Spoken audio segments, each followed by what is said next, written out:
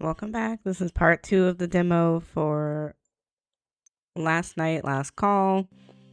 This is by the same developers as Best Served Cold.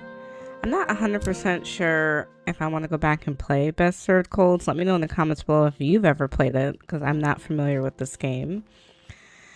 But I think we left off where we were going to investigate on our own, since the detective that came in yesterday was not like super helpful, and he's trying to make it sound like a suicide versus potentially a murder. So it says, though the young man is rather small in stature, he carries himself with confidence and an air of cold professionalism. This is no fresh-faced junior. Hello again. Good evening. That's Detective Wagner to you, bartender. Oh, don't be so stuffy, Holly. No wonder nobody likes us. Holly bites his tongue, but you swear you see the corner of his eye twitch. This is my partner, James. Nice to meet you, James. Likewise, you may call me Detective Holloway. Okay. Now then, we didn't just come here for introductions. Right, can I get you gentlemen anything? No, thank you. We should not be drinking on the... I'll have a cold winter, please. Detective Holloway turns to his partner, stunned. You can see him open his mouth to speak before he seems to reconsider and slowly closes it again. He simply looks on you with a quiet disdain as you prepare to drink aside it to Peter across the bar. Go on then, spit it out. Though our codes of conduct mean nothing to you. I've heard of them. Heard of them? Have you not read them? Oh, relax, I'm joking. Look, it's been a long week. It's Wednesday. And what are you going to do? Report me to the Internal Affairs officer?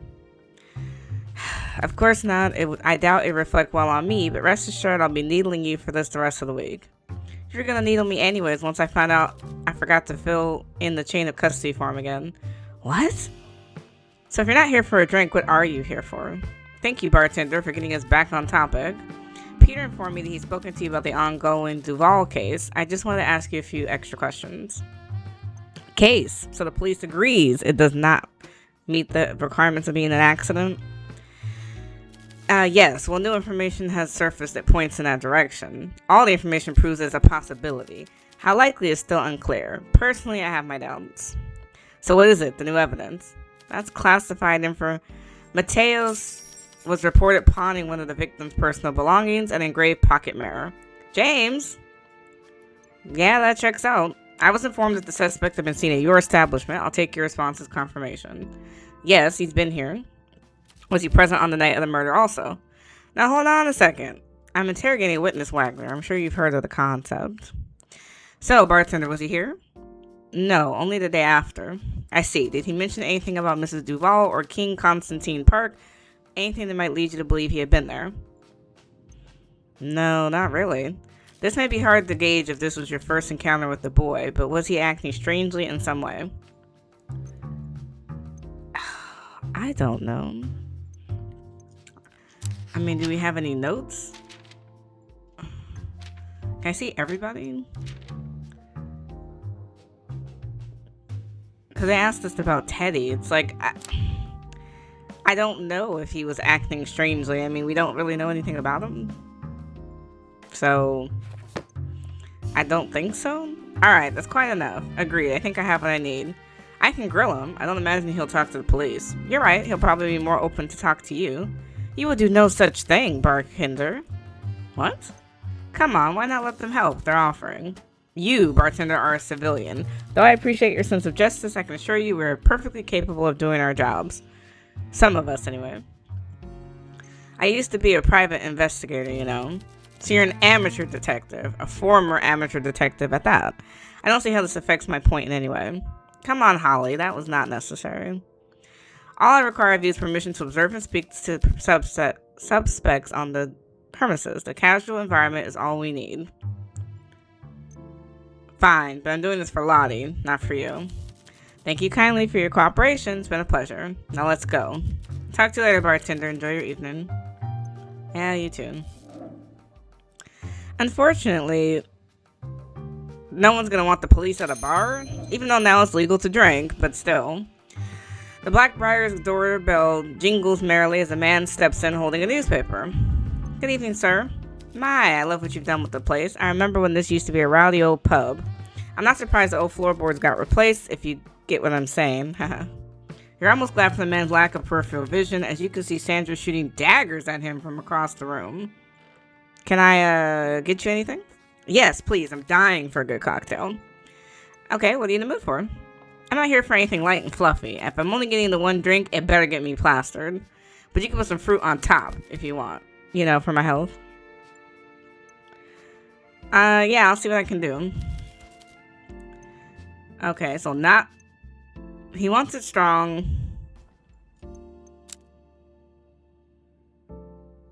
And fruit on top. I mean, it sounds like it's gonna be the Star Gazer, which seems to be popular. So it's just the gin, it's the vermouth, and the triple sug. Oh, I think I could auto mix it. That's not bad. Quite nice, actually. The name's Leon, by the way. Leon Mersenne. I'm sure you've read some of my work. From the way he looks at you expectantly, you gauge that you probably should have. Really? Nothing? I just had a front pager last week, too. Oh, you're a journalist. Indeed I am. Only a junior for now, but I'm making strides. It's not easy getting ahead as a reporter, you know. You really have to put in the work. I got another article in today's paper. A bit of a ghastly one, I fear. Some poor woman that fell to her death in the park the other day. My, you didn't waste any time, did you? You already knew. You bartenders are really well informed. You see his eyes widen with excitement as the gears start turning in his head. He quickly fishes a small notepad and pen from his pocket. Hold on. They did say she may have been drinking before she died. So is that true? Was she a customer here? Definitely not, talking to the reporter. Put that away, you're getting nothing from me. Whoa, hey, sorry friend, didn't mean anything by it. I'm most certainly not saying you're responsible for the old girl taking a tumble or anything like that. I'd just like to get the full picture. She was my friend? Oh goodness, I'm sorry. That was very insensitive of me. My condolences, bartender. I guess I'm glad you didn't find out from me. Can I see the article? Of course, I promise it's not as tasteless as I must have just now made it sound. Leon unfolds the newspaper he brought and flips it around for you to read. The headline reads, Jazz singer Lottie Duvall found dead in King Constantine Park. In the early hours of October 16th, the body of the former lounge singer Carlotta Lottie Duvall was found on the walking path at King Constantine Park, where she had fallen to her death from the overlook above. Mrs. Duvall, 47, was a local celebrity due to her performances at the Starlight Lounge, which closed its doors in 1935 as a result of the Prohibition. She was lauded for her warm, sultry voice and captivating stage presence. When asked for a comment, Public Safety Commissioner Andre Dalka assured this reporter that King Constantine Park's safety regulations will be reevaluated in light of the accident. Well, what do you think? Not bad, I'd say, considering I only had an hour or two to write it. It's wrong. Wrong? What do you mean? I could have sworn my sources were good. I even went on site to... It wasn't an accident. Not an accident? What are you saying? She was murdered. It can't be. Another murder right here? If you're right, that'd certainly be front page news. Gosh, as it is to say. But I'm not causing a panic, just based on a hunch. You got any proof? I'm working on it. That's the spirit. We could help one another. If you get me what I need from my article, I'll set the record straight about your friend. I might even be able to help you. Really? How's that? I'll have you know I did do my due diligence. I interviewed a lot of people at the crime scene. Did you know there was an eyewitness? What? Well, sort of. A woman walking her dog saw Mrs. Duvall entering the park that night, and she wasn't alone. Did the police know about this? I doubt it. From the way she spoke to me, it seemed like the first time she even recalled that night. So who was it? How would I know? If it was anyone the witness recognized, I have a lead with that. Did you ask her for a description? Well, no, I didn't really think to. Hey, it's not like I knew there was foul play involved at the time. And the article about a poor woman falling to her death who had been carouseling that evening hardly seemed relevant. I didn't want to sound like I was blaming the victim. It could be crucial evidence. If you're so determined, why not ask her yourself? You got the phone over there. I could give you her number if you promise not to badger her. Alright, I promise. Okay, quid pro quo bartender. You'll never make it big if you hand out all of your intel for free. I'll need something in return in case your search doesn't lead anywhere fruitful. Call it a down payment, if you will. What do you want? Relax. I'm not asking for anything incriminating here. Maybe I'd just like to get to know you a little better. Sure. My question is this. What were you doing before you decided to become a bartender? I was a private investigator. I see. Thank you for being honest with me. Why did you ask if you already knew the answer? I wasn't lying earlier. I do my due diligence, always. I guess I just wanted to see if I could trust you. Leon scribbles the phone number down on the notepad, then rips out the page and slides it across the bar top. Here, don't say I never did anything for you. He clicks his pen and puts the notebook back in his pocket. That'll be all for me. Till next time, pal. I didn't get to ask him anything. Once you have a character number, you can use the phone to try to call them. Let's try it with the phone number Leon gave. Did he give me a piece of paper somewhere? Oh, okay. I just know the number instinctively. You punch in the number Leon gave you and waited patiently while it rings. Right as you're about to hang up, you're greeted by the voice of an older woman. She sounds rather agitated. Yes? Who is this calling me so late at night? You glance down at your watch. It's barely 8:30 in the evening. I'm sorry for inconveniencing you, ma'am. Okay, fine. Get to the point. What do you want? I was wondering if you could answer some questions for me. Questions? About what? Did you see Lottie Duval entering King Constantine Park? Oh, that. What a dreadful affair. I read the article in the paper earlier today. Yes, I did indeed. Was she with someone? She was, yes. You'd think something like this shouldn't have happened if she had someone around. Ugh. Could you describe them? I sure can. It was dark, mind you, so I didn't see your face. I couldn't even tell you whether it was a man or a woman, but I can tell you it was a tall, gangly sort of person with long hair, all unkempt, like some sort of bohemian. I feared as much.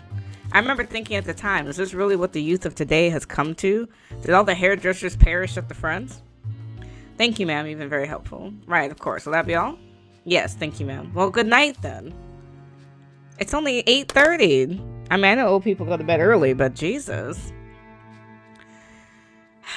Okay, so looking at our little profile thing, they said long hair, tall and gangly. I mean, the only person with long-ish hair is Ram, who walked with her, escorted her home. Alfie's hair is kind of long. Mel's hair is long, and Sandra's hair is long. So we only have 4 people with long hair. So, hello again, bartender. Good evening, Ram. I always look forward to coming here for a nice chat. What shall we talk about? Can we talk about Lottie? I did. I saw the little article in the Herald. Goodness, it's terrible. What happened that night, Ram? I don't know. Just tell me what you do know. Well, I walked with her. She didn't live that far away from me, as it turns out. Maybe a block or two away on the other side of the park. It was only 20 minutes, maybe 25 in heels. Only I could tell her feet were hurting right away. Those shoes were not made to walk in for very long, and the ground was far too cold to go without them. Apparently she kind of stormed out of the house earlier that night after a fight. They were supposed to head out to a restaurant, that's why she was all dolled up. Well, that fell through, clearly. She made it to the bar just on adrenaline alone, but on the way back I could tell she was in pain. So what did you do? I couldn't carry her, sadly. I was never that strong, so we stopped by the payphone in the park so I could call her husband to pick her up. Did he pick up? Yes, though I don't think it was a very pleasant conversation. Considering Lottie's reaction, she said he was going to send the car around for her. That's strange. I was told her husband wasn't at home that night. Oh? I had no idea. Now that you mention it, the voice on the other end of the line did sound a bit like a woman to me. Perhaps it was a maid? Perhaps. So then what happened? Well, I don't remember. What do you mean you don't remember? I'm sorry, bartender. My memory's not what it used to be.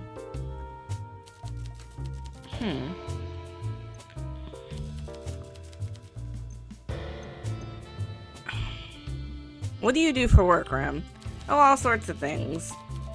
I like reading, going on long walks, journaling and scrapbooking, baking, listening to old music, drinking tea, drawing. Oh, I mean, what do you like to do for work? Well, I do my own housekeeping, I suppose, to a moderate degree of success. I mean, what is your profession? Oh, well, none. Are you a student? Goodness, no. I'm a bit too old for that now, I'm afraid, nor do I have the money. So it's between jobs, then. I think between jobs would imply I had a job at one point and will again in the future. I'm not sure either of those really apply. So you're just not planning on doing anything? Oh no, on the contrary, I do so many things all the time, I don't know where I would find enough time in the day for a job. Trust me, if I wasn't so busy, I'd consider getting one. It's not easy getting by without it in this economy, you know? Yeah, I can imagine.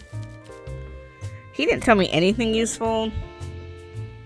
Oh, I could talk to them separately. He's a little bit nicer to talk to than the other guy. Peter strolls over to the bar and gets comfortable on the seat. Good evening, barkeep.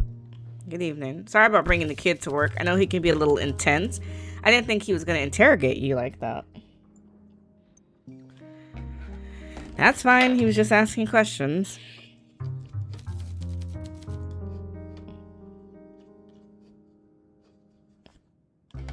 He likes doing that a lot, but I'll rein him in next time, I promise. I hope it's okay for me to be here, by the way. You can kick me out if you want me to go. I know not everyone likes having a cop around. I'm definitely not flirting with him. You can stay if you behave. Peter chuckles. His voice is deep and warm and a little raspy. I always behave. If you promise you'll never have to worry about me, I may look scary, but I'm a teddy bear deep down. You don't look that scary. Oi. To your surprise, he looks a little wounded. I'm sorry? Forget it. It's fine. So how are you holding up? You look quite shaken up yesterday. I feel gutted. My condolences. It's tough to lose a friend like that. I'm old enough to be more than familiar with the feeling. You're still determined to investigate this yourself, huh? I didn't realize how serious you were the other day. Indeed I am. I may even have a lead already. Really? That's mighty quick. You know, you're not half bad at this stuff. In all fairness, I didn't have to go far. A customer gave me a tip. That's how I like to investigate too. Good old networking. By networking, you mean waiting for people to give you clues? Exactly. It hasn't failed me yet, and I get the feeling it's going to pay off again real soon. Follow up on that lead and get back to me with what you learn, yeah? Will do. James and I should be here most days. You can show us any evidence you found and we can help you figure out where to go next. James? Really? Oh, he'll be annoying about it, but the kid knows his stuff. His insights should be valuable, even if he gets them through gritted teeth. Alright, good to know. Oh, there's one more thing, kid. Yes? I noticed you have an old arrest form tucked in that little notebook of yours. You know you're not supposed to have those, right? Hey, that's private. I'm a professional busybody, remember? Don't think I'm not keeping an eye on you over there, taking your little notes. I just figured the form might come in handy. Relax, you don't gotta explain yourself to me. Every bit of stationery I own was stolen from work. I've never so much as bought a pencil in my life. Besides, you had the right idea. Once you're certain you found your culprit, you can submit your findings to us. James isn't gonna be happy about it, but I'll make sure he hears you out. If the case is solid, we'll take it from there. And if it isn't, you only get one shot at this, so you better make it count. If your findings aren't enough to impress James, he's not going to give you a second chance. What about you? Aren't you his senior? I like you, kid, but I'm already going out on a limb by letting you weigh in on police business against my partner's wishes. Don't push your luck. My advice?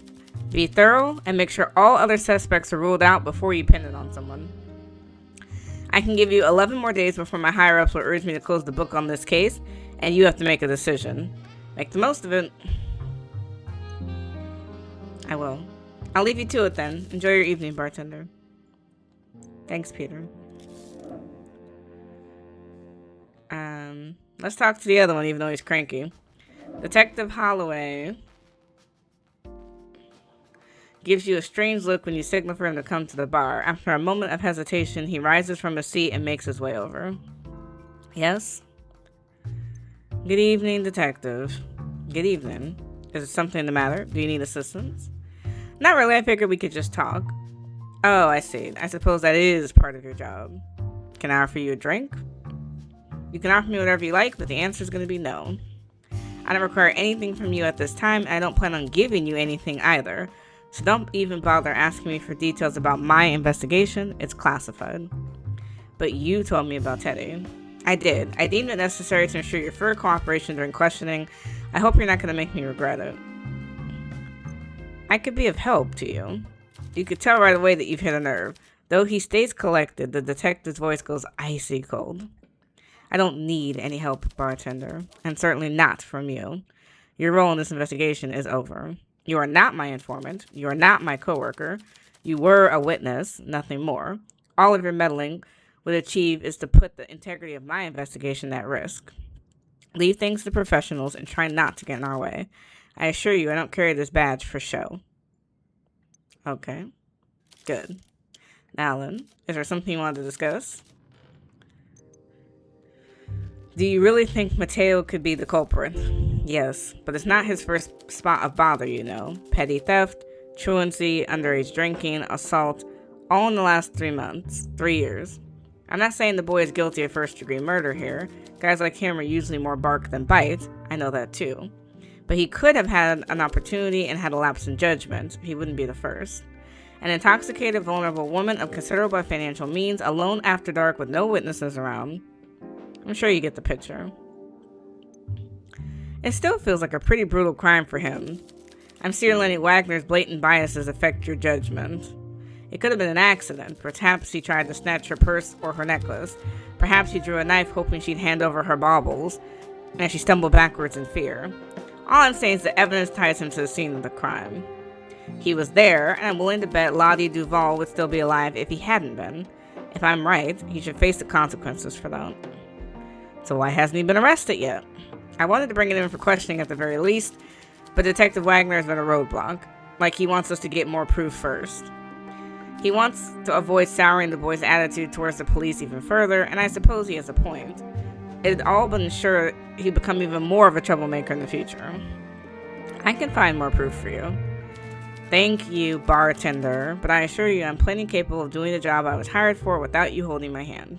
If you think I somehow slept, threatened, or paid my way to become a detective, I must say you are underestimating me. Not to mention severely overestimating my other assets. Right, I'm sorry. You seem a little young for a detective. You don't say. I meant that as a compliment. Oh, my apologies. I'm too used to people pointing out my age in a disparaging way. You'd think they'd be impressed. 20 years ago, I'm sure it would have been. These days, the police department isn't what it used to be. I earned my promotion through hard work, but there are those always eager to write me off, saying I was handed my position on a silver platter, that the police department is so desperate for new blood that they take anyone crazy enough to want the position, regardless of qualifications. I mean, you've met Wagner. I'm sure you can understand why someone would come to that conclusion. But it's not true. Not in my case, no. I graduated from the academy with top marks, aced the entry exams, and continue to hone my skills through regular study. But in general, I guess I can't deny there's a grain of truth to it. The police department is a shell of its former self. We're more short-staffed than ever because of the war. It certainly hasn't helped, but no. It's mostly that mess in the early 30s, the scandal. We're still feeling the effects of it today. It rings a bell. I'm sure you've heard of it. The report revealed an extensive network of corruption in Tarza, including politicians, criminal organizations, private businesses, even our former police commissioner, Alia. Yeah, I think I heard of that. I figured the press was all over at the time, and with good reason. Turns out a lot of money had exchanged hands to make a few people very powerful indeed, and a lot of blood was spilled to keep them in power. It takes more than money to keep the puppets in check or to put them in positions where they are most useful. So-called security companies ensured that the right seats became vacant and that the leaks were quickly plugged. It was ruthlessly efficient. Security? Hitmen. Garm were the worst of these before their leader disappeared and the whole outfit crumbled. It was a contract that was a catalyst for the whole case, or so I heard. A political assassination. The whistleblower that made the report was a detective, just like me. Supposedly he stumbled upon this while investigating misuse of public funds. Pretty sure he must have been a plant from some federal agency, though. He was a foreigner, a former desk jockey from Internal Affairs.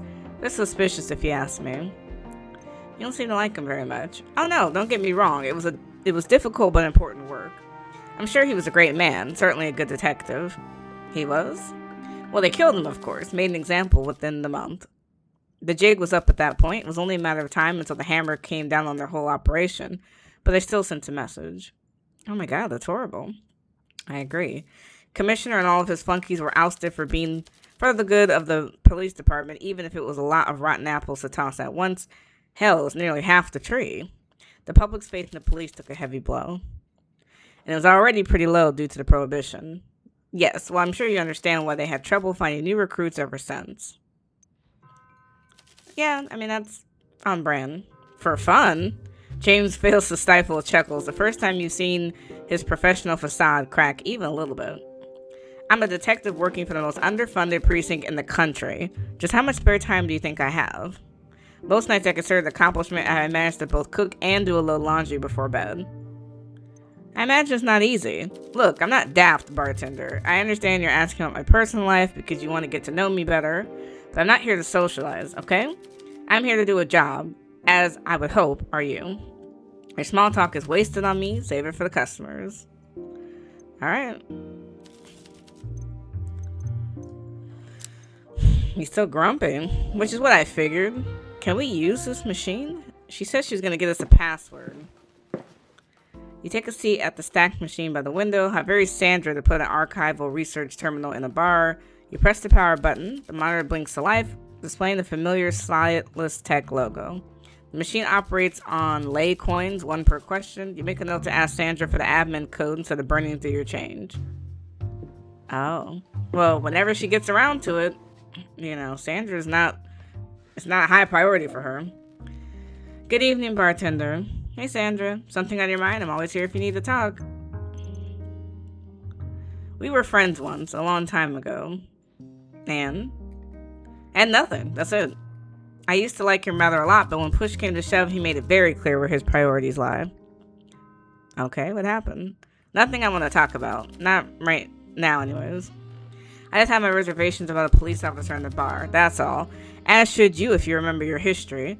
The police enforced a prohibition for years, destroying lives and livelihoods in the process, and they'll happily enforce the next foolish law our government comes up with too.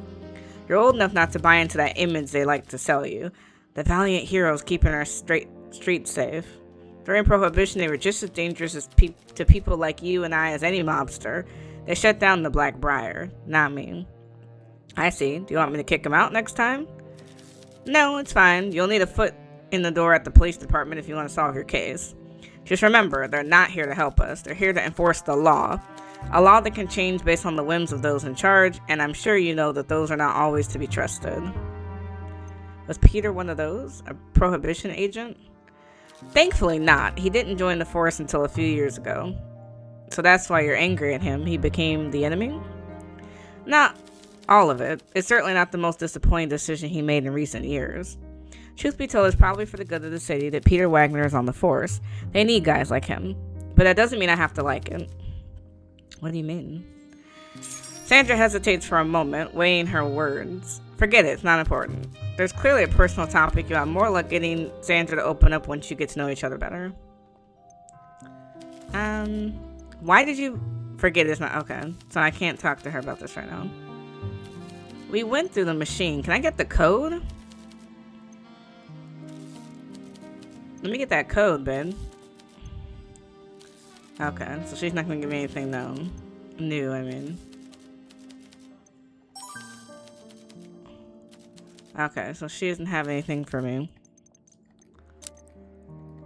Is there anyone else in the bar? Am I missing anyone? I don't think so. I could talk to them again, but I don't think there's any new... I don't know, there's a lot of new stuff. You and Sandra know each other, right? We used to. It's not quite the same thing. Has she said anything about me? No, nothing. Oh, okay. What's the story there? The story? There's no story. We used to be friends back in the day, that's all. And I mean way back. I made her a promise years ago and I failed. Spectacularly, too. I didn't mean to, but things just happened, you know? It hurt her pretty bad. We didn't talk for a long time after that. Didn't get the chance to talk things over and set things right before. Well, the war happened, of course. You get the picture. You were in the army? Yeah, and before you ask, no, I don't want to talk about that. It was not too late to set things right, is it? You're here now. I don't know, I'd like to, but I'm afraid the choices I've made since coming home haven't exactly smoothed things over between us. If anything, it's probably all been a bit of a disaster in her eyes. Life choices? You mean becoming a detective? Look, kid, talk to her about these things, not me. I'm not gonna sit here and haul up ancient history. But, maybe put in a good word for me if the topic comes up again. Does this mean you have your eye on her? It's not like that, Hold on, what's with that tone of voice? You're worried about having competition or something? Well, do I? You cheeky thing. You don't have to play games with me, I never was good at those, and I respond very well to direct encouragement. Sandra meant a lot to me once, yes, but we both changed. Right now, I just want things to be okay between us. That's all. Romantically, who knows? I'll just say I'm certainly not opposed to being wined and dined by an attractive bartender. Good to know. So about your partner. Yes, before you ask, no, he wasn't as much of a bastard, only most of the time. I wasn't going to ask that. Oh? In that case, 167 centimeters. No, I wasn't going to ask that either. I know he can be a little snippy. He just takes his job very seriously. And I guess he's overcompensating a bit too. Is he a good detective? One of the best, as much as I hate to admit it. The kid's got genuine talent. Complete workaholic too, of course. Do you think I should leave the case in his hands? Honestly, no. He's good, but he's also proud. That's important in our line of work, but it can also make you blind to your own limitations. People don't like talking to cops. It's a simple matter of fact. No amount of talent or hard work or devilish good looks are going to get around that fact. You'll always have a leg up on us, and that's why we should work together. You just apply the suspects and get us the information we need. Leave the legwork to Holly and the arrest to me. And the paperwork. Holly can take care of it. I hate that stuff. Why do you call him Holly anyways? Isn't his name James? Because he hates it and it's very funny when he blows a gasket. It's as simple as that? Yep, it's as simple as that. Okay. So, Mateo is a suspect. It seems like it. Do you know him? I'm a cop. Of course I know him. He's in some sort of trouble every other week. Don't get it twisted. He's not a hardened criminal or anything. He's just a snotty little punk, that's all. You seem pretty soft on him for being a little punk. Well, yeah, we were all once young. I remember what it was like. Would you have told me he was a suspect if James hadn't brought it up? Honestly, no, probably not. I thought you were okay with me investigating this. I am, but I don't want you to get distracted chasing down red herrings. He's a more credible suspect than Lottie herself. I guess both have our blind spots, huh? The marriage is one piece of evidence, nothing more. We should try to find out how he got it, and we should find out whether he has an alibi or not. If he does, we're just wasting our time barking up the wrong tree. By we, I assume you mean me? I mean, if you're offering. I'll ask him where he was on the night of the crime. Be my guest, but don't expect him to be honest with you. Who do I ask then? His friends? I suppose the father might also be able to tell us where he was that night. Father? He told me he doesn't have any parents. He wasn't lying. I mean his guardian, Father Lacey John. He's a local priest here. Teddy's a ward of the church? I didn't expect that. I can't blame you, but John does his best with the boy. Next time I see him, I'll see if I can get him to speak to you. He wouldn't be honest when talking to a cop, not when it comes to Teddy anyway. You think a priest would lie to the police? What can I say? He holds the laws of his goddess in higher regards than ours, and protecting your loved ones above all else is one of the few tenets I've always agreed with. It may be tough to convince him to come here, though. You don't mind if I stretch the truth a bit, do you? I don't know. Lying to a priest seems kind of immoral. What? Are you worried for your immortal soul? I'd be the one doing the lying, remember? And I have plenty of experience. Hell, if I had a lay for every time I lied to a priest, I'd be richer than a sultan by the time I left the protectorate. Fine, alright, but if you do, don't make it anything too outlandish. Don't worry, I'm not creative enough for that anyways.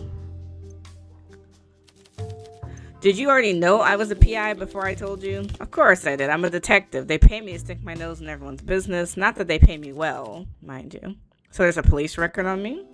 Of course there is. You worked with them in the past, didn't you? You're a known entity, kid. What does it say in my file? I don't know. I haven't read it.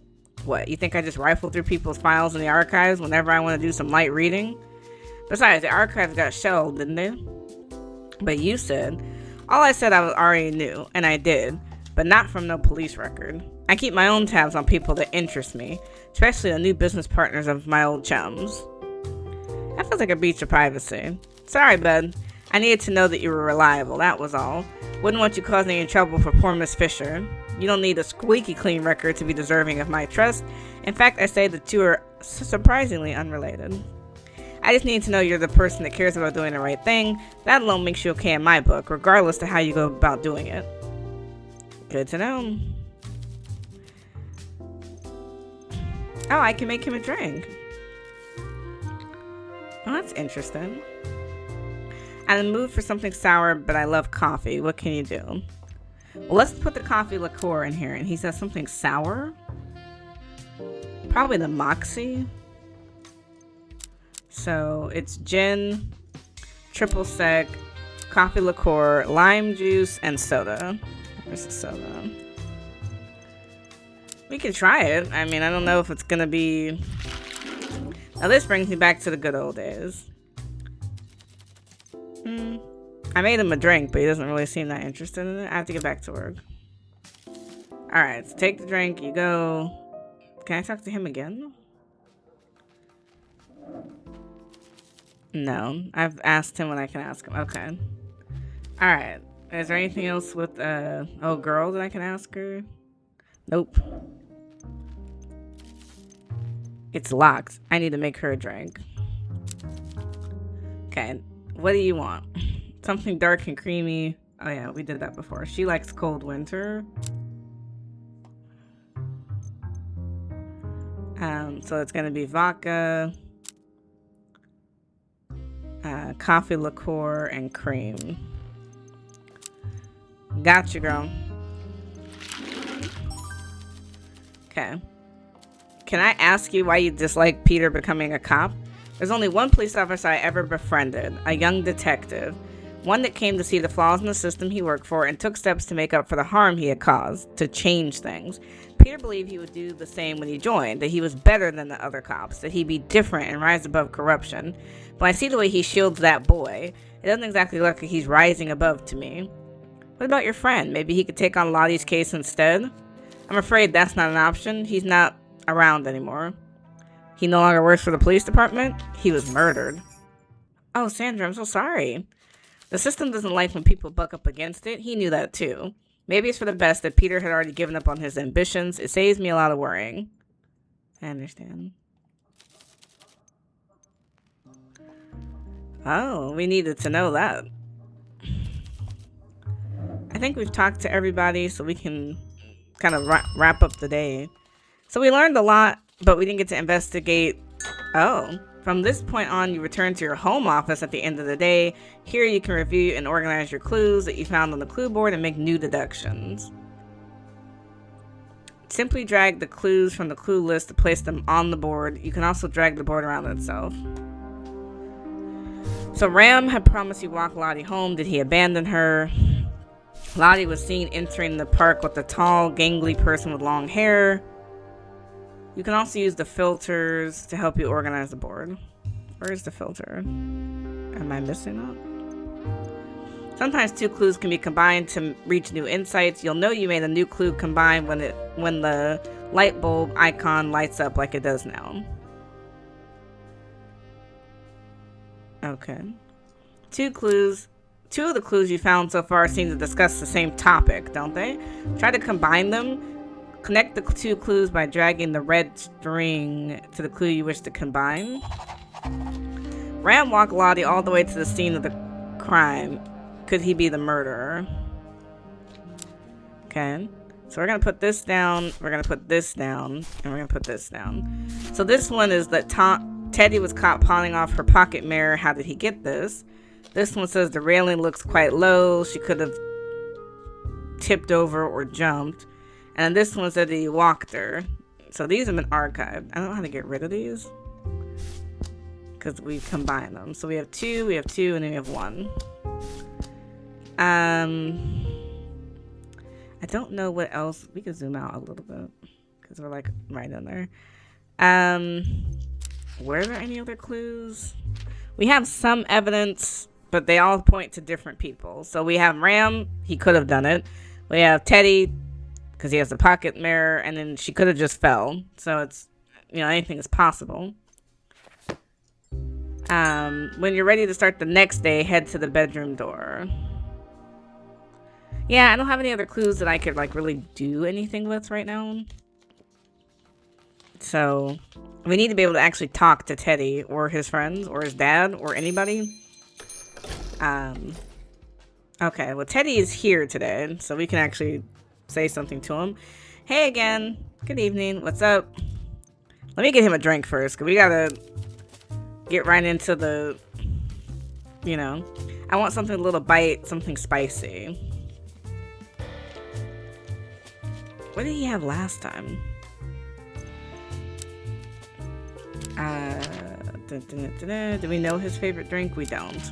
Alright, so never mind. I will have to just guess. Alright, sorry. I could have swore I had it. So a bite and something spicy. We've made quite a bit of these drinks. We made that for him before. I don't think that was the right answer. Let's try the carabiner. So we're gonna do, oh, not that. We're gonna do vodka, triple sec, and bitters. Where are the bitters? Am I losing my mind? Okay. We'll see if that gets a better... Good grief, what do you put in this stuff? I think I need to get some air, maybe lay down for a while, yeah. Oh no, I didn't mean to overserve you. Oops. Yikes. Alright, well, we'll have to talk to the friends today. What's on your mind, Alfie?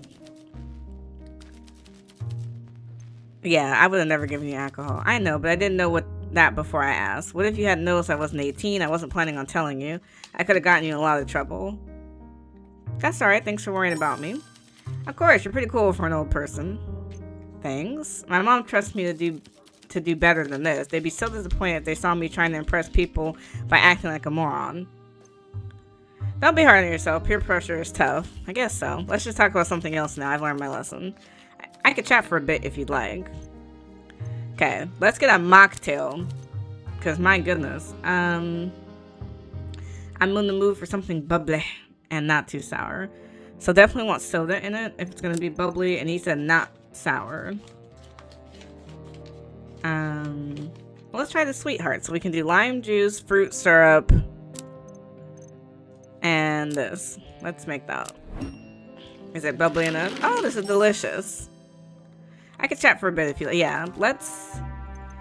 There's something you want to say about Mel, isn't there? It's nothing really, forget it. You could tell Alfie is frustrated, but he's not quite ready to share with you. Okay. Alright. Why do you hide your last name? Well, I knew I was being stupid for asking you for a drink. I just didn't want you to go and tell my parents. So you'll tell me what it is now?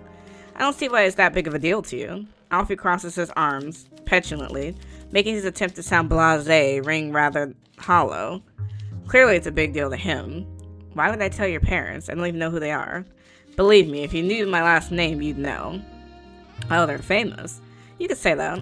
Look, I just don't want to be treated differently because of who my parents are, okay? Don't worry, you'll always be just Alfie to me. Glad to hear it. It's rare for me to be just Alfie to anyone these days. Are you close with your mom? Yeah, pretty close. They trust me to tell them when something's wrong, and they rarely get mad, so I usually do. Wait, they? Yeah, mom is mom, and dad is dad, but they're not really like other people's moms at all. They cook and clean and all that, but they don't really like girly things, and they don't like when people say she or he. They get he a lot when their hair is shorter. Oh, I see. People find it confusing sometimes, but I don't mind explaining it. I like that they're special.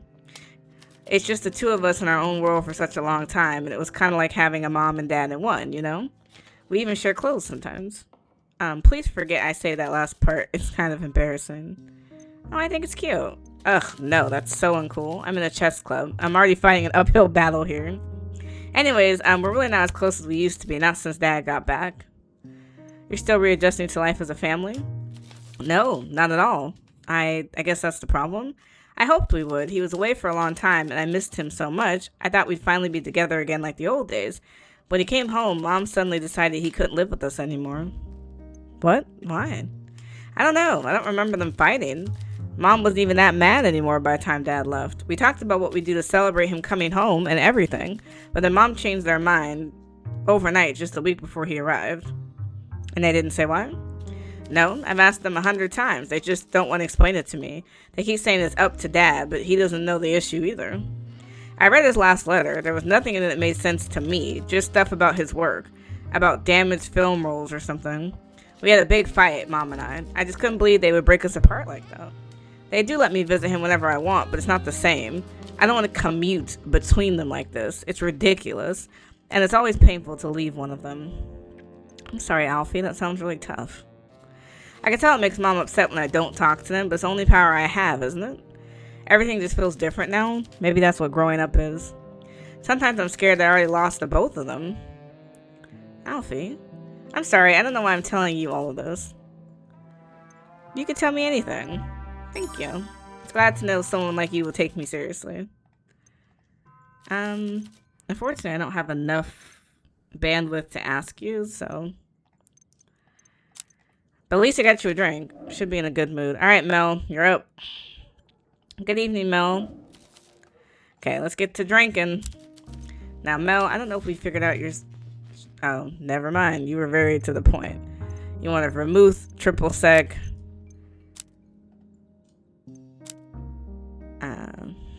Let's go. At least she's simple. Okay. You didn't tell me you were a pilot in the army. Mel stayed silent for a moment, but you could see her expression darkening. Suddenly you feel like you slipped onto thin ice. Teddy told you, didn't he? That boy talks too much. He admires you. He's a fool. He doesn't understand how the world works. What it's like. There's nothing admirable about it. You risked your life for your country. I think that's pretty admirable. Yeah, and how much did that actually achieve? Who did it actually save? There's a slight tremble in Mel's voice. Her words are cold and sharp, but her eyes tell a different story. She's pleading with you. I'm sorry, I don't want to talk about it. Not here. Okay, I see it's at a painful time. Right, we're not going to push. Alright, I want to talk to Ram again, because I feel like we didn't get anything out of it. Let's get the drink started so we can get you flowing. Now, what do you like again? A fancy looking mug. You want the copper blank? So let's do lime juice. Oop, it bounced around. Mint. Soda. Oop, not cream. Soda and sugar syrup. Oh, I love this. This was just what I was looking for. I always look forward to coming here for a nice chat. What shall we talk about? Shouldn't that have made you more drunk? You're like basically sober.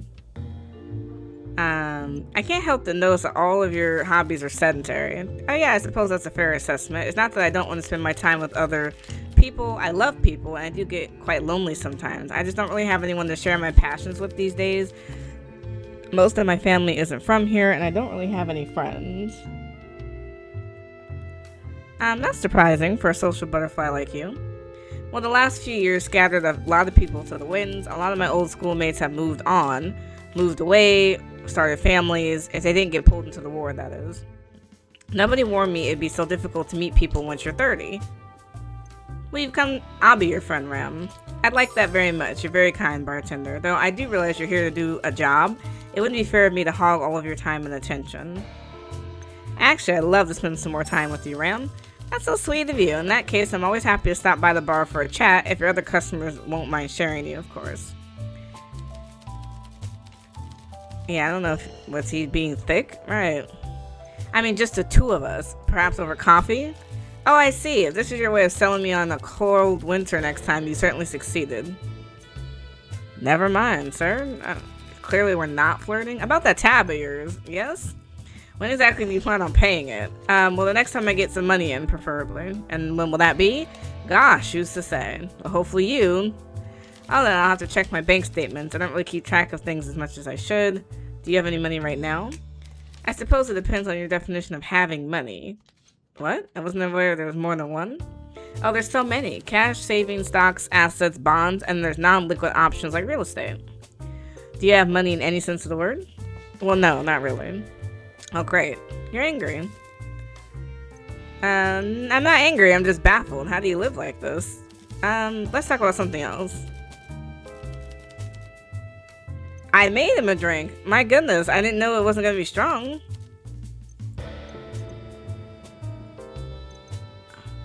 It does seem a bit cold this time of year. Yeah, it is. It's terribly cold for this time of year, actually. But I saw the sign when I first came in. No smoking in the bar. Wait, you went out there to smoke? My parents always taught me to respect the rules of the house, and I intend to. I probably should be kicking the habit entirely anyways. It's certainly be better for my cough and my wallet. Perhaps now I can replace it with a nice cocktail now and then. Isn't that replacing one vice with another? Perhaps, if you ask me, the whole point of life is for us to live it to the fullest and enjoy ourselves as much as we can. I don't really believe in vices. I wear my best clothes, drink my special teas, and use my fine china whenever I want, and I'll have a nice drink when I feel like it too. Spoken like a true hedonist, indeed. I believe in savoring the fruits of life, which is why they were made in the first place. I believe that's what the goddess teaches as well. You're a man of faith. Oh no, I wouldn't say I'm all that spiritually inclined. Neither of my parents ever worshipped either. I just think she made some good points in her teaching. Why would that have to be put in this world with so much beauty all around us, if not to sit quietly and behold it whenever we can? To watch the sunrise, to smell the roses. Who else is it for if not us? If we were really only placed on earth to work ourselves silly, keel over and die, whoever created us wouldn't have bothered enriching the scenery, surely. You put a lot of thought into this. I've had a lot of time to think. Maybe too much, but it's allowed me to come to a few conclusions over the years. My personal philosophy is I only carry with me, no matter where life takes me. I actually kind of interesting. I can ask about Lottie, but he's so sober. Are you ready to tell me the truth about Lottie? Well, I don't remember. What do you mean you don't remember? Alright. Well, at least we got to talk to him more today, kind of. Alright, Cranky, let's go. Good evening, Detective. No partner today? Indeed, Detective Wagner has paperwork to catch up on, and this investigation hardly needs the two of us present here at once. I thought it's best he focus on more important things today, instead of it piling all in my corner of the desk and hoping I'll do it for him. Does that happen often? Not as often as he'd like, clearly. Is there something you want to discuss? Yes, it's not his first spot of bother. Okay, we know this. So he doesn't have anything new.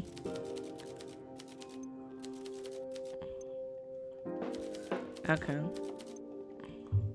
He doesn't have anything new. Alright. Let me come back to the kids then. No one else today. No, she didn't have anything else either. Dang. Sometimes it's hard to get the information that you need. Is there anything new with you, Teddy? Or Alfie? No, because we're not high enough. Alright. Nope, I don't have anything new today then. It's kind of hard to know what you need to ask in order to get the information that you need. I don't think I got anything new, I mean.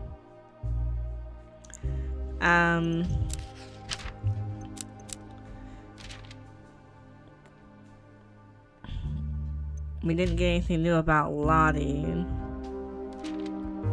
He's unemployed and out of work. He's a hedonist. Unfortunately, we just didn't learn a lot today. So let's go back then, because I feel like I'm missing something. Oof, we're running out of days. Okay, who's here today? There's a lot of people now.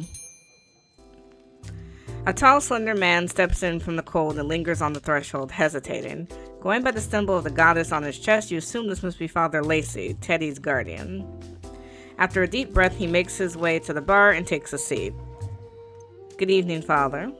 And a good evening to you as well. My name is Father Lacey, though you can call me John if you prefer. Nice to meet you, John. What can I get you tonight? He raises his hand to stop you before you can finish speaking, smiling serenely. Ask not what you can do for me, child, but what I can do for you. Excuse me? There's no need to be embarrassed. Peter explained your predicament to me. Did he now? I understand my early confession hours don't always suit those working late nights, such as yourself. I wouldn't ordinarily hold confessions outside the confines of the church, but far be it from me to turn my back on a repentant soul in need. We can all use a little solace, and I have come here tonight to provide it. Ah, that's so kind of you. Don't mention it. It's my duty, but it's also my pleasure. I have personally found great relief in confession in the past. Though he's smiling warmly, you can't help but notice that Father Lacey seems a little stiff. It takes you a while to realize he's been keeping his eyes trained on you this entire time, as if he's trying to avoid the rows of bottles behind you. Is everything alright, John? Yes, I just haven't been in a place like this in a long time. Bar? Yes. Does your faith not allow you to be here? Oh no, the goddess doesn't frown upon the consumption of alcohol. In fact, she encourages us to taste all the fruits of life she has provided us with, including the humble grape. In moderation. Anyways, I made you a promise and I will gladly swallow my discomfort. I am ready for your confession, child. Unburden your heart and don't feel you have to hold anything back. Whatever your sins may be, I can assure you I've heard worse in my time. And if I somehow haven't, well, I fear your case may go a little above my pay grade. Excuse me? Go on, child. Allow the goddess to lighten the load. Can I talk about something isn't a sin? I don't see why not. I offer other forms of support, such as spiritual guidance, grief counseling. I lost someone recently. Very recently. Oh, I'm terribly sorry. My condolences, child. At my age, I'm afraid I'm all too familiar with what you're feeling right now. Grief has a way of hanging over us like a heavy fog, clouding our vision and our thoughts. That fog is a love we felt for our loved one. It has nowhere to go, and so it lingers. The heart takes longer to understand these things than the mind, after all. Be patient. Give yourself time to process. Allow your friends to take you by the hand and guide you when the mist is thickest. Before long, the fog will lift like a cloud returning to the sky. You will be able to see the sun again, and you will be able to see the signs of your friend in all the shapes in the clouds to help you remember them. Thank you, Father. That helped a lot. You're most welcome. Now that I must take my leave. Well, hold on. I didn't get to talk to you yet. What? Already? Yes. I can't stay and socialize all night. I have much to do. Well, wait. I want to ask you some questions. Of course. I realize there's only so much a single conversation can do for you, so you can always find me at the church if you like further counseling for your grief. You don't have to walk this road alone, but I'm afraid I must leave you. Goodbye. Wait. Despite your protestations, Father Lacey rises from the stool, nods politely, and hurries out the door. Dang. Okay, so I did get to meet him, but I didn't learn anything. Leon makes his way over to you as soon as he enters the bar. You can tell he's had a stressful day. Bartender! Good evening, Leon. Boy, am I glad to see you. It's been absolute chaos at the editorial office as usual. I've been looking forward to this cocktail all day. What would you like then? I need coffee, I need sugar, and I need it now. Coming right up. Okay, so you say you need coffee and you need sugar. He said sugar, not syrup. Well, we can do the wake-up call, so there'll be vodka, coffee, and sugar syrup. Should do the trick. Hey, it's not quite bad. Quite nice, actually. Leon visibly relaxes, getting comfortable on the bar stool. Thanks, I needed that. Hey, it's what I'm here for. So did you get anything useful out of that number I gave you? Yes, I did, thank you. Glad to hear it. So what'd she say? Who was it? I'm not sure if I should tell you just yet. Oh, come on, you could trust me. You wouldn't have this information without me. I'm not telling you anything until I'm absolutely sure. Fine, I understand. Trust is something you earn, I suppose. Let me give you this then as a token of goodwill. Another juicy detail I found while looking into the matter. Oh? Her purse. What about it? They never found it at the crime scene. It's still missing. I had no idea. See, I am a useful guy. This can be a mutually beneficial relationship. Relationship? I mean, I won't rule anything out. I might be a journalist, but I never kiss and tell, and I can promise you that. I take it you didn't give me that clue for free, though, right? Well, I was getting to that, yes. Look, I won't sugarcoat this. Papers make profits from flashy headlines. The more ghastly, the better. I know it doesn't sit right with everyone, but if there's a murder out there, the people deserve to know about it, and why shouldn't I be the first to tell them? If we lived in less interesting times, I'd happily make money reporting on cats stuck in trees or whatever, but we don't, and novelty ties, takeout, and cocktails don't pay for themselves. I understand. Good. Leon scribbles something on his notepad and slides it over to you. It's another phone number. All I'm asking is you give me a ring when you found out who did it and inform the police, okay? This could seriously help my career. I hope you understand. I'll think about it. Please do. Anyways, I should be off. Thanks again for the drink, bartender. You're going home already? Oh no, it's too early for that. I'm ending the night at my usual pub. I just came here for a good quality drink and reputable company first. My usual haunt has neither of those qualities, but it's an excellent place to get sauced on the cheap. Glad to think you think so highly of the Black Briar. Of course, keep serving me good drinks and good intel, and who knows, you might even tempt me to hang out here more often. I would like that. I realize it's your job to draw in new customers, but I appreciate it. Well, I'll be seeing you. Man, I didn't get to ask anyone questions tonight. Now this guy looks new. The man strolls to the bar with the confidence of a celebrity, looking around like he owns the place. Considering you don't recognize him at all, you don't imagine it's deserved. Well, it's my turn. My apologies for the wait, sir. No worries, I'll let it slide this once. So what can I get you? Oh, no, you don't have to serve me. It's a bar. We're all friends here. At least, I'm sure we will be before long. While I sat here on this chair, I'm no different from anyone else. I don't need special treatment. Okay, sure. So what do I call you then? Come on now, you know who I am. I'm sure I don't need to tell you.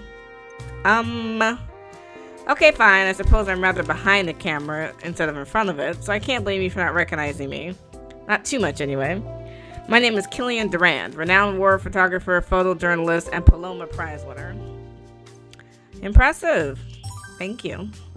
I'm more than just a pretty face, you know. He's not wrong. With sun-kissed skin and baby blue eyes, he looks like the kind of man you'd expect to see on the cover of our magazine about rich, glamorous people. Unfortunately, he seems a little too aware of that. Nice to meet you, Mr. Durand. And likewise, please call me Killian. My son's friends call me Mr. Durand. It weirds me out. Alright, Killian, what can I get you? Oh gosh, I already forgot. It's been such a long time since I've had a good drink, I don't remember what I used to like. I think I was quite fond of rum, but you don't have that in stock, do you? I'm afraid we don't. Not yet, anyways. That's a pity, but I'm afraid I'm at a loss. I usually trust my partner or my son's taste, but I guess I trust you now. Just make sure it isn't strong. I still need to walk back to to my home. I can work on that. So he wants a weak drink. Alright. Something with orange juice that's not strong. Well, we have 3 options that we can choose from. That's not strong. So we can choose a Power Surge, Love Bite, or Summer Sunset. I guess Power Surge, so it's orange juice, lemon juice, and syrup. There's like absolutely no alcohol in it, so not bad, perfectly tolerable in fact. I'm glad I came here tonight. A bit of socializing is just what I need to cheer me up. I'm gonna have a seat and enjoy my drink. I'll talk to you later, bartender. Enjoy your evening, Killian. Alright, Mel, you're here again. Let me get you a drink first, because Mel is... She only likes the one drink. I mean, she's not really... Oh, gin. And coffee? Oh, there's only one drink that lets me do that. And then lime juice and soda. Alright. Don't quit your day job. Oh. Sorry, I didn't realize I made the wrong thing.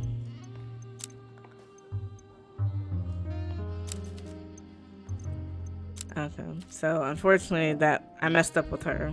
I'll have to try her again. Alright, Ram, what you got?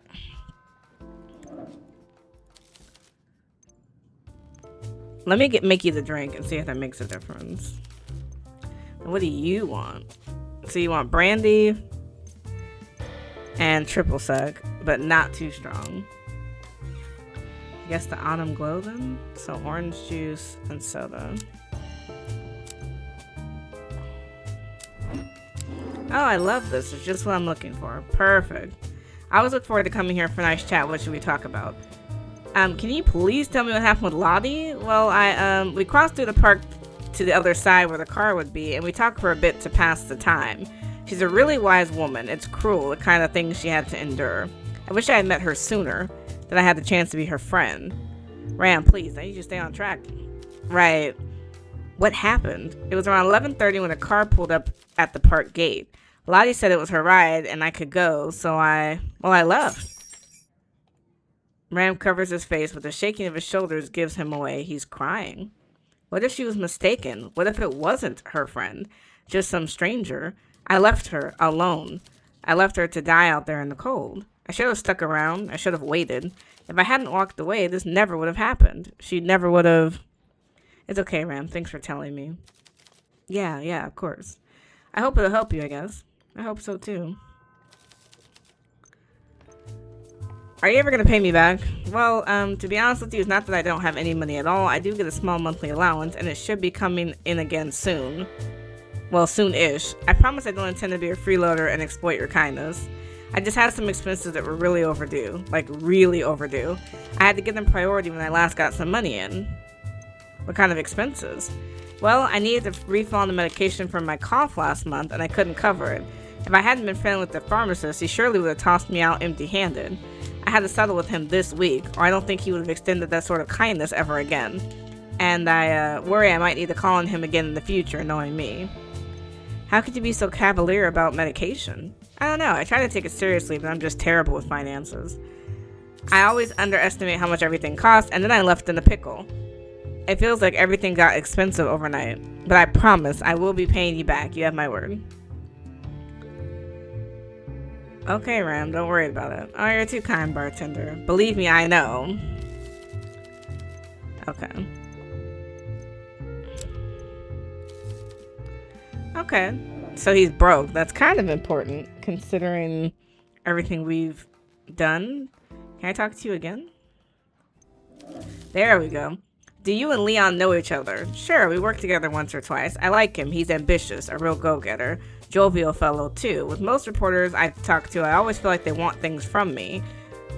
Like I'm nothing but a story to them, a springboard for their own careers. So Leon's not like that? Well, if he was decent enough to hide it with enough flattery, at least. We got on well, which is why I felt compelled to work with him when we first met. It was at some social events. I do know exactly what it's like out there, believe me. Enough to have a soft spot for guys like him who have been through it. I figured he was a veteran. When he was shipped off, he was as old as I was when I got my start.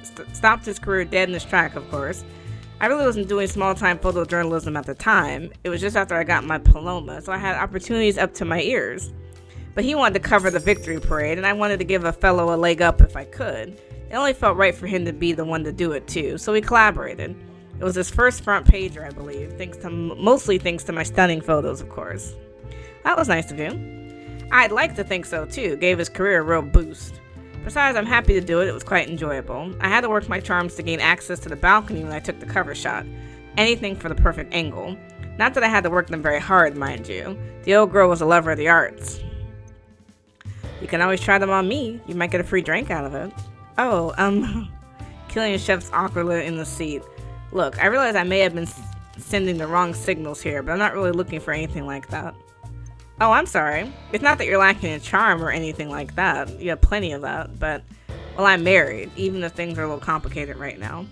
Please don't take my peacocking too seriously. Sometimes I just like to be reminded that people like me for more than my credentials, you know? Yeah, it's alright, I get it. Let's chat some more. What do you do as a photographer? Come on, bartender. It was funny the first time, but surely you've heard of some of my work. I'm sorry, I really haven't. Here, maybe this will jog your memory. Killian fishes out his wallet out of his pocket and pulled out a neatly folded, rather worn-looking magazine cover. It's a 1932 edition of Soft Focus, a photography magazine. On the cover reads, Corinne and Duran, up close and personal, the duo taking over the advertising world by storm. You recognize the dark-haired figure as a host of a popular show, Creatures of the Night with Reese. If Teddy is to be believed, this must be Alfie's mom. See, that's me over there, much younger, of course, no less handsome, if I'd say so myself. Some things just get better with age, as I'm sure a bartender would agree. You just have this on you all the time? For a moment, his cheeks turned as pink as his shirt. Well, of course, it's an important milestone to my career. I never know when I'll have to show someone. I just had to show you, didn't I? So it served its purpose. Sure. From the tender way Killian places the folded paper in his wallet, you suspect it has more sentimental value than he's willing to admit. Anyways, my point was, before the war, most of my work used to be in advertising, and always with Reese, an exceptionally talented artist and prop designer. They knew they were the real deal as soon as we met. I became a professional photographer in the first place just to work with them. You know, as a solid career move. Sure. We were a duo for 11 years, taking on bigger and more ambitious jobs over time, winning prizes. We became a real household name in the industry. Well, then everything comes to an end. What happened? The war, of course. I had a calling, a duty to fulfill. I was excited for an exciting new chapter of my life, going solo for the first time. So you didn't even miss working together? I mean, yeah, of course I did, sometimes, but it was just time for me to go my own way, you know? They clearly felt the same way. They moved back to film by the time I returned home. Made quite a name for themselves, too. I hear they even have their own show now. Clearly, it was time for me to move on. And hey, winning a Paloma opens a lot of doors. There was never a better time to branch out. Photojournalism is a tough gig, I admit. And it's stressful, too. But it's also exciting, cutting edge, culturally relevant, sexy. It suits me a lot better, I think. Do you like it more? Oh, it's not really about what I like. It's about where I can do my best work. Really, I belong out there, alone in the world, documenting history as it happens. Raw and ugly and unfiltered. Not cooped up in some cozy little partnership with the love of my life. Life is my new muse. That's all I need. As long as you're happy, Killian. Well, I'm not, but that's not what art's about, is it? If you say so. Did you really take pictures on the front? I did. I was there for 6 years and always where the action was happening. Does that mean you were a soldier? Oh no, nothing like that. I was a volunteer, a non-combatant. The only shots I ever took were from my camera. Hell, I didn't even carry a firearm, not even for self-defense.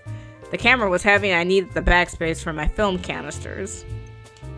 That sounds really scary, being unarmed on a battlefield. Well, to be honest, it's not like I would have been likely to hit anything even if they had given me a gun. I don't like violence. I'd never want to take a life. That's not why I volunteered. I wanted to be there to document the grim reality of war and the courage of everyday people, as my correspondent at the Field Bureau liked to put it. You're very brave putting your life on the line like that.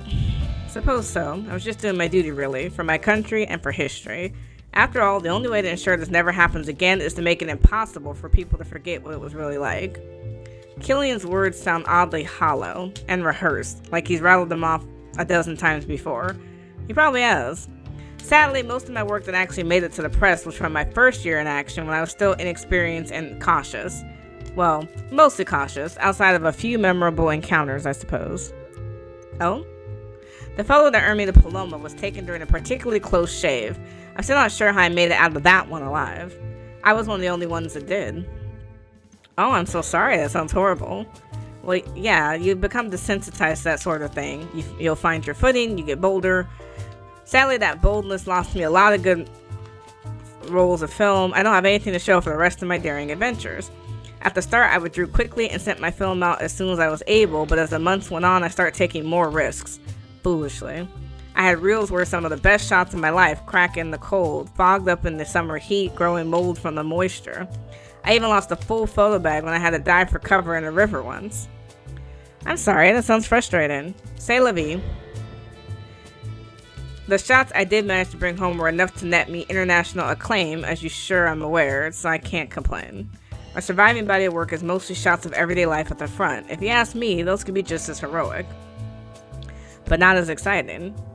Time for me to head home. Fatigue gives you wrinkles, you know. I actually didn't know that, sir. Okay. Killian is semi-helpful. I don't know exactly what new he gave me.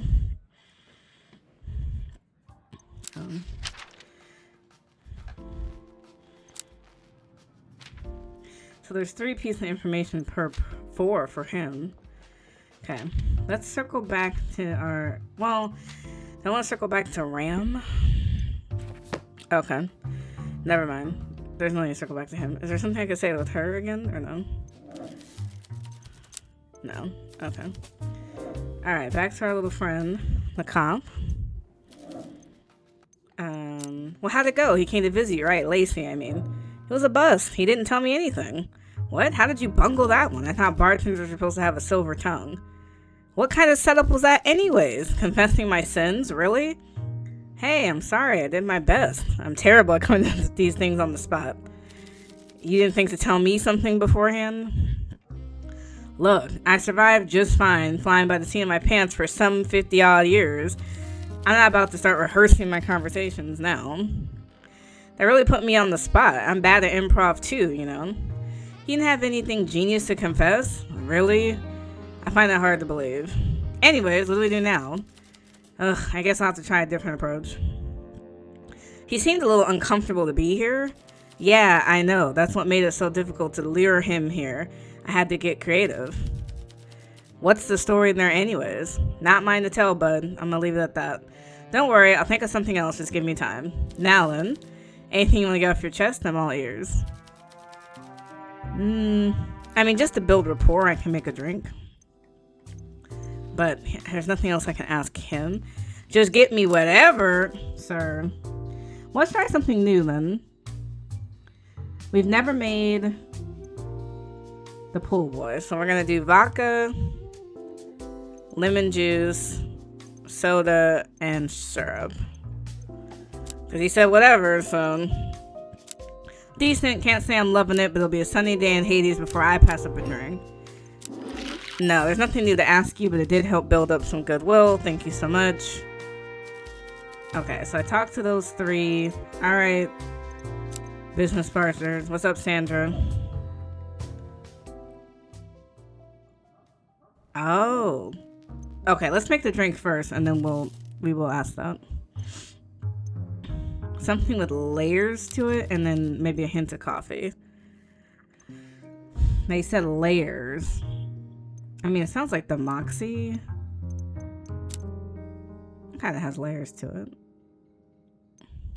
Okay, so gin, triple sec, the coffee, lime juice, and soda.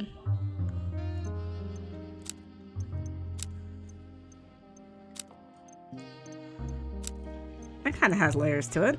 Well done, bartender. This is a well-crafted drink. Something on your mind? Yes, I want to know more about the workshop. Do you know Teddy and Alfie from the workshop? Indeed I do, all too well.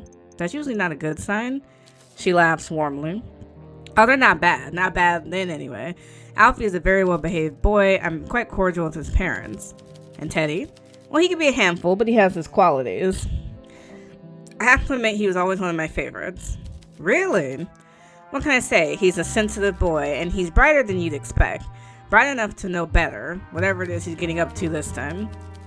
Well, yeah, it's sad to see his rebellious teenage phase lasting until adulthood.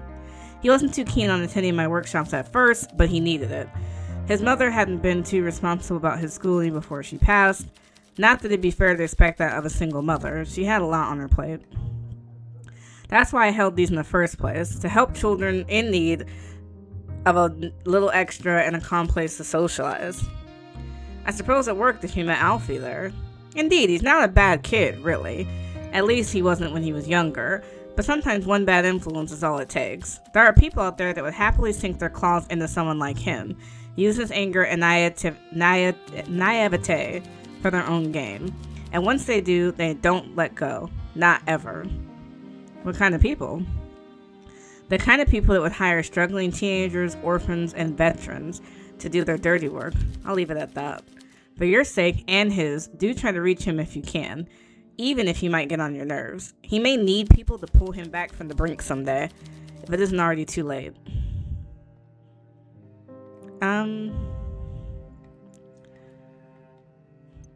don't think I learned anything significant. Wish he'd give me that code to the machine, but did we get anything new?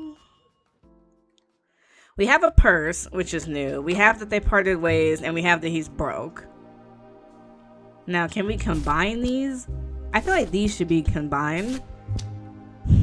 Teddy may have stolen Lottie's purse to get the hands on her valuables. Why did he do it? I mean, I think that's fair. I'm gonna put Sticky Fingers out, and we're gonna put this back because I guess it's been archived. Lottie's purse and broke could also tie it to him though, because it's like, did Rams kill Lottie for her valuables so he could pay for his medication? So that's also a possibility.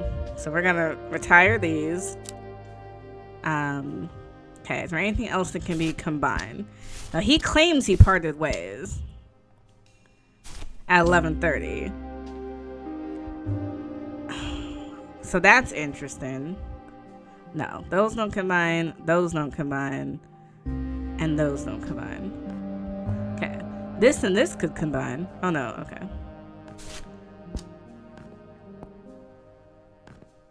Why can't that combine? But he claims they parted ways. So, okay, so none of those combine.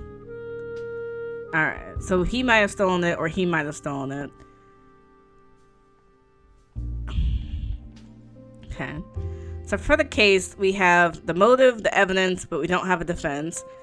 We have we have evidence, but we're missing motives and defense for everybody. Doesn't look like anything else can be combined right now. Everything has been archived. Why does this still... Okay. So I guess we want to know where we stand with that. Okay. That puts it on the grid. It's a little bit easier to see. Now this isn't anything and that isn't anything, which is why I feel like, oh no, they're not combined. Okay. I think we've done what we can with what we had today. Let's go to the next day. So we got a few days left. I just don't think we've learned enough or something. Sandra walks up to the bar and hands you a slip of paper from her pocket. There's a set of instructions written in elegant cursive, as well as what seems to be a stream of random numbers and letters. Here you go, the admin password for the stack and instructions on how to use it, according to the card on the back of the manual anyway.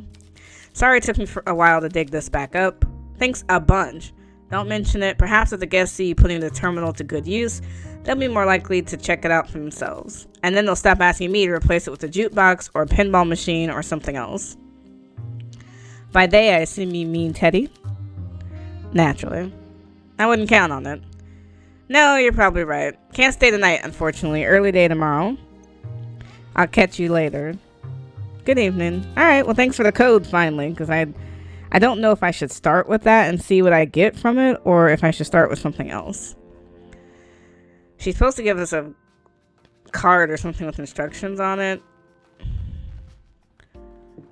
Okay, so you punch in the admin code, following the instructions Sandra gave you, and greet it with a simple prompt. Welcome to the Silas Tech Archival Connection. Oh, we have a lot. So Lottie Duval registered. Carlotta Lottie Duval, May 15th, 1903 to October 15th, 1948, was a singer primarily known for her weekly performances at the Starlight Lounge, a jazz club. She made her debut on the music scene as a background vocalist for various jazz ensembles before gaining renown as a solo performer. Duval's career shifted again after the Starlight Lounge closed its doors in 1935, citing financial difficulties linked to the ongoing prohibition. In the following years, Duval worked primarily as a session vocalist for radio and ported television, though she continued to perform as a singer for shows and events. On October 15, 1948, Duval died at 47 after a fall from the overlook at King Constantine Park. Though the police investigation is still ongoing, her turbulent personal life and mental health struggles had led many to believe she'd taken her own life. The Suicide Prevention Lifeline reminds the public that compassionate and confidential support is available 24/7 via their free number, and urges anyone feeling overwhelmed to reach out to one of their volunteers. Okay, now we got a clue from that. Where was the clue that we just got? So they're saying there's no accident, is the clue that we got. So we can work on that when we get back to the room. James Holloway, born January 15th, 1922, was a homicide detective for the police department. Holloway obtained his bachelor's degree in criminal justice before receiving specialized training at the police academy, specializing in advanced criminal investigation techniques, crime scene management, intelligence gathering, and tactical medical response training. In 1945, Holloway became the youngest detective in history at only 23 years old, after his instrumental role in solving a triple homicide case. Cool, that gives us more to talk about. Peter Wagner. Oh. The requested entry cannot be retrieved. The file may be missing, corrupted, or otherwise inaccessible. Please try again or contact archive support. Oh. Suddenly the screen flickers and a pop-up message appears My apologies for the inconvenience. It seems the records you're trying to access is currently unavailable. Silas Tech Digital Archive sustained heavy damage during the war, and some of our data was corrupted. We're working hard to fill in the gaps in the system, but this file is not amongst those yet processed. Thank you for your patience and understanding. Please let me know if there's anything else I could do for you in the meantime. Hold on, is there another person on the end of this terminal? There is indeed. Our newest terminals usually draw from the bank of digitally stored information, but when the system falls short, I'm at your service to track down the information you seek in the traditional archives. So you're the archivist, then. I am one of several archivists employed by Silas Tech. My name is Maria Popa, and I'm the designated operator for your machine. Pleased to meet you. Nice to meet you, too. I'll send you all the information I have on file for this query. It's not much, but hopefully it'll be used to you. Enjoy the rest of your day. Thanks, Maria. Oh, there we go. Peter Wagner is a homicide detective for the police department and former platoon sergeant in the Army.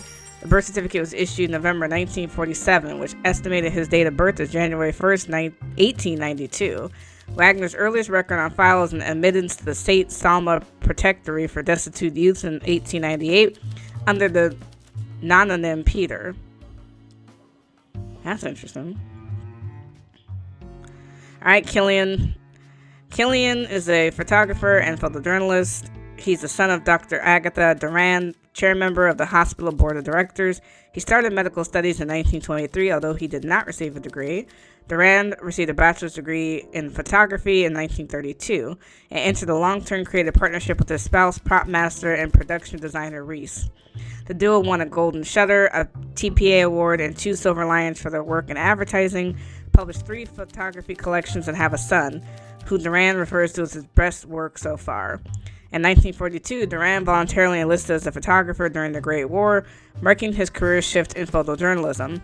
He gained international fame and notoriety for his photograph The Death of Ion Mara, capturing the soldier at the moment of his death, being fatally shot in the chest. The photograph is considered one of the most important ever taken in wartime. It earned Durand the 1947 Palumbo Prize upon its publication. We got a lot of information. Okay, Reese is the production designer, show host, sculptor, and prop designer. Reese started their career as a prop master for stage and film before entering a partnership with their spouse, photographer Killian, in 1932. The duo had a son in 1931. Their brand gained international recognition for their work in fashion and advertising. They were often lauded for their creativity and their unusual and refreshing designs and compositions. She returned to film in 1942, becoming the frequent collaborator of director Sebastian Lior. They gained international acclaim for their production design on Lior's gothic horror film Night of the Werdolic, which gained them their first of 2 TAMFA awards. In 1944, they became the host of popular media talk show Creatures in the Night, showcasing and discussing macabre media with guests from the entertainment industry. Okay. Who's left? Oh, us. Okay. The Blackbriar is a cocktail bar on Strada Lucia in the Stacks neighborhood in the city. Originally founded as a pub in 1885, the business went through several owners before falling under management of Sandra Fisher in 1916. The bar was forced to close its doors in 1926 at the start of the Prohibition and remained vacant until the reopening in October 1948. Okay, I think we've done what we can do with that. So we gained some information. I don't know how helpful it's going to be. All right, Teddy. Teddy looked rather irritated when he sits down at the bar. Something wrong? Yeah, I'd say so. What's with the pig hanging out here all of a sudden? The pig? Wagner, the cop? You know him? No, of course not. I can just always tell when someone's a pig. They got that smell on them. You didn't seem to have an issue with James. The little guy? He's a cop? Yep. What does he do at the precinct? Fetch coffee? He's a detective. Wagner's partner, in fact. What? I mean, yeah, obviously. I was just checking whether you knew, too. You've got an infestation on your hands, bartender, and I don't like it. It's about time you called an exterminator. Please don't go making any trouble. Yeah. What's up? Alright. Let's get the drink first, and then we'll do the other stuff. He wants that bite and spice again. My guy is addicted to this bite and spice. It was too strong when I did whatever I did with the bitters, so we need something less strong than that. It was too much bite and spice. So, I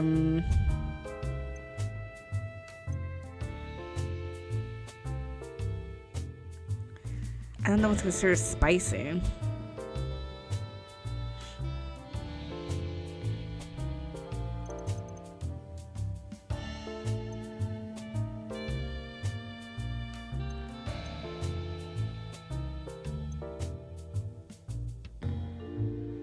I mean, we could try juniper splash, I guess.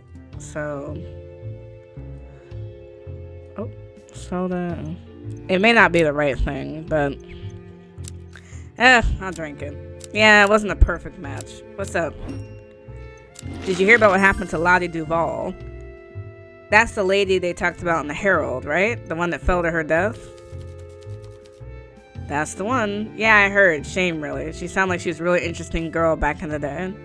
You could tell Prohibition lasted too long. People just don't know their limits anymore. No wonder things like this happen. So you think it was an accident? Obviously. What else could it be?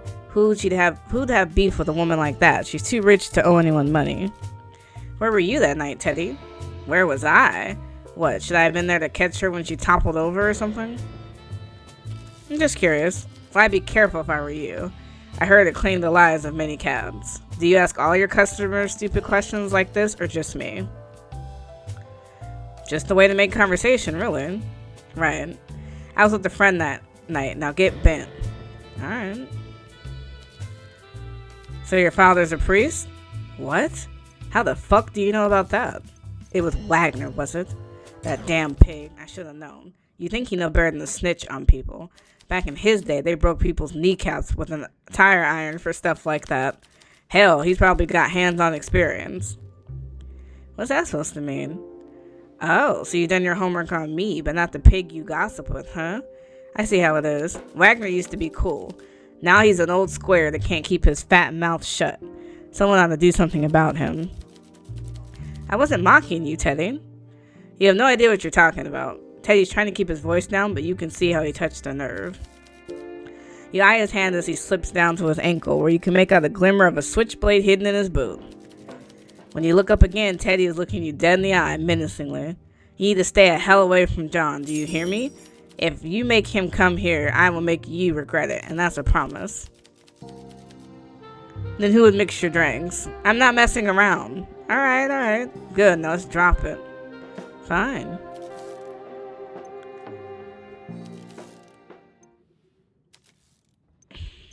Jesus, alright, Mel. Hey, good evening. She don't got nothing new for me.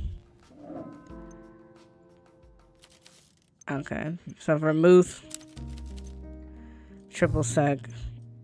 Well, we already know this one by heart, so. I don't want anything from you right now, but might as well keep that good going. You have anything else for me? Your last name is Durand, isn't it? Oh, let me make you drink first. Hold on. Before we get into that. I like that one with the cherry on top. So we have Sweetheart. Oh, that's the only one with the cherry on top. Okay, so lime juice, fruit syrup, soda. Perfect. Okay, your last name is Durand, isn't it? How do you know about that? You look a lot like Killian. Yeah, it's fine. He's my dad. How do you know him anyways? Does he come here? He's been here, yeah. Well, I guess I can't blame him. It's not like he has better things to do most evenings. You're not gonna tell him I try to order alcohol, are you? Don't worry, I'll keep your secret. It's the least you could do after snooping like that. Alfie scowls. He's doing his best to look disgruntled, but he knows he seems a little sad as well. Are you upset that I found out? No, it's fine, I guess. I figured you would eventually. It's not like some dark secret. Like I'm not proud of my dad. Who wouldn't be? He's really good at what he does. And he's brave. He risked his life to go out there and show the world what the war was really like. I look up to him more than anyone in the world. Are you afraid people will compare you to him? No, it's not that. It's just, I know why he had to go. I know it was important work and all of that. But even though he's my dad and I admire him, I can't help but feel like I don't really know him. Not anymore. People always ask me things about him because he's my dad and he's famous, but I can never answer. I know so little about him, about his life, and it makes me feel awful. He's back now, and we do things together, but it feels different. Like he's keeping me at arm's length, like we're strangers somehow. Even though we used to be so close, way closer than I was with Mom. He doesn't really care when I go with my friends. He doesn't seem to mind when I forget to call. He doesn't ask where I've been. I don't know if he really cares that much anymore. Don't say that, Alfie. Of course your dad cares. He loves you. I know, Mom keeps saying that too. Maybe I'm expecting too much from him. He must be so used to being alone by now. Have you tried to talk to him about this? I want to, but I'm not sure how. I worry he won't understand and he'll think I'm calling him a bad dad. I don't want to upset him. At least you can give him a chance to understand. Maybe you're right. Thanks, bartender. I'll give it a shot. Good luck. You'll be okay. Can we talk about Mel? It's just Teddy met her around 3 years ago. I know they're really good friends now, but I can't help but feel like he's become really different since then. He never used to care about what other people think, but now everything is lame and uncool. Even things he used to care about. And he acts like a bit of an idiot, if I'm honest. He smokes, he's always off doing reckless things and hanging out with shady people. People Mel used to know. They got caught shoplifting last year, and my mom didn't let me see him for a month. Wow, yeah. Honestly, I don't know if it's really her fault, or if he's just trying too hard to act like an adult now. More like how his parents used to be. Well, he is an adult. He's 20. Well, yeah, he could stand to be more adult in a good way. I'm sick of having to lie for him or lend him money. He still owes me 100 lei, and he asked me to borrow more just last week. He needed money? Really? Yeah, I didn't ask what he needed it for, though. I don't want to know. I hope he'll grow out of this. Yeah, me too.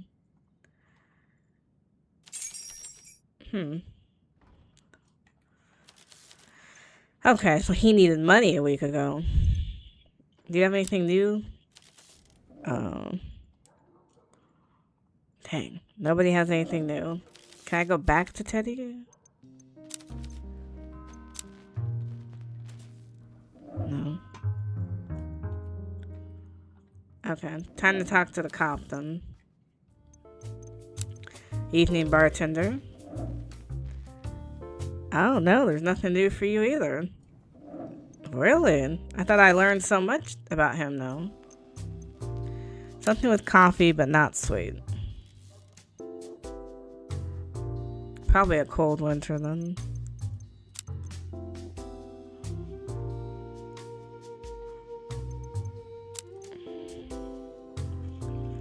Now that brings me back to the good old days. Anything you want to get off your chest? No, because you don't have anything new to tell me. Okay. I didn't learn much. Well, I guess the board will...